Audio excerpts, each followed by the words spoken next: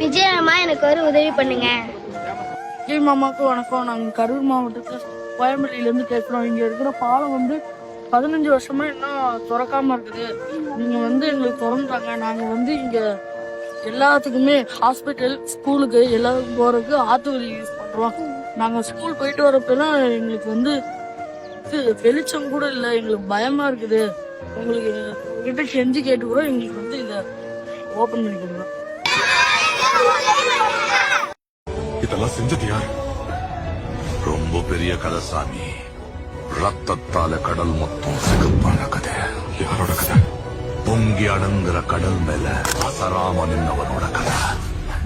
எங்க தேவர கதை. பயம் போகணும்னா தெய்வத்தோட கதையை கேட்கணும். பயம் என்னன்னு தெரியணும்னா தேவர கதையை கேட்கணும்.